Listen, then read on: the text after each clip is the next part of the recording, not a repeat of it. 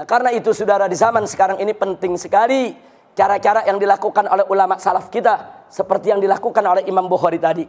Cari guru, hati-hati, lihat perilakunya. Saudara, nggak sampai di situ, istikharah, minta petunjuk kepada Allah. Ini saya ikut pengajian ini udah bener apa belum nih? Nah, hati tenang terusin, hati nggak tenang tinggalin saudara. Nah, ini yang penting sekali. Nah, karena itu di zaman sekarang memang penuh dengan fitnah. Maka itu sebelum saya akhiri, saya ingatkan satu hadis. Nabi pernah mengatakan, kama qala Nabi sallallahu alaihi wasallam, sayati zamanun 'alan nas sanawatun khadda'at. Jadi kata Nabi alaihi salatu wasallam, akan datang kepada umat manusia ini satu zaman yang penuh penipuan dan kebohongan. Sanawatul khadda'at, tahun-tahun kedustaan, tahun-tahun penipuan, tahun-tahun kebohongan. Kenapa bisa begitu?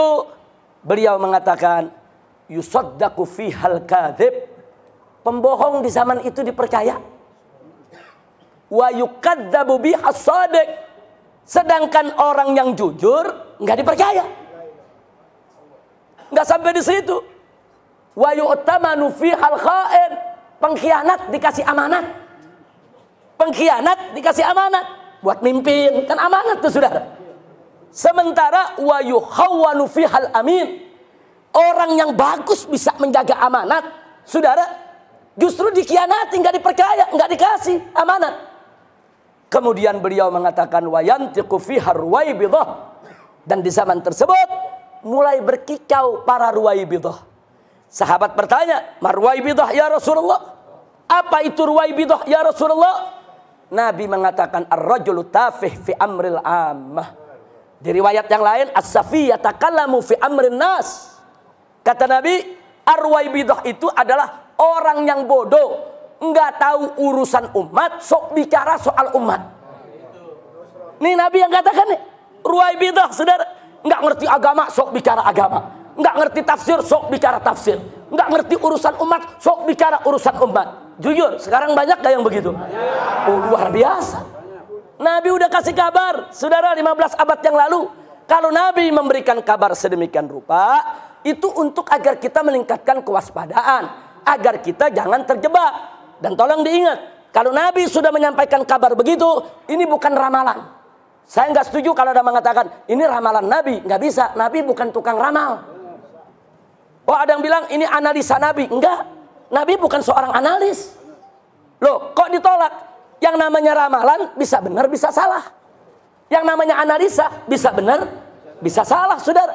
Para profesor di perguruan tinggi hampir tiap hari melakukan analisa. Analisanya bisa benar, bisa salah. Ramalan juga bisa benar, bisa salah. Sedangkan yang Nabi sampaikan kepada kita mustahil salah. Enggak bakal salah. Wa ma yantiqu anil hawa in huwa illa wahyu yuha. Jadi kalau Nabi udah kasih berita nih nanti bakal begini nih, itu bukan ramalan, itu bukan analis, bukan. Itu adalah khobarun nabawi.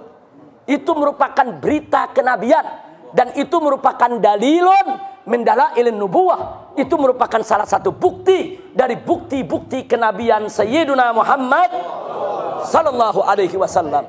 Nah, karena itu sekarang kita lihat saudara, yang jujur dianggap bohong, yang bohong dianggap jujur, yang khianat dikasih amanat, yang mampu saudara amanat justru nggak dipercaya untuk diberikan amanat.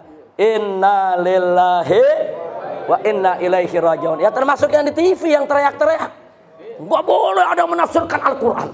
Yang paham tafsir Al-Quran hanya Allah dan Rasul. Suruh dia ngomong mebeduk yang nggak bisa jawab. Kalau dia ngomong mebeduk nggak bisa jawab. Nah kalau dia ngomong sama Ustadz Abdullah Jaidi, Ustadz Zaid Bahmid, Ustadz Taufik ngomong sama kita, ya kita bisa jawab. Kita keruak mulutnya.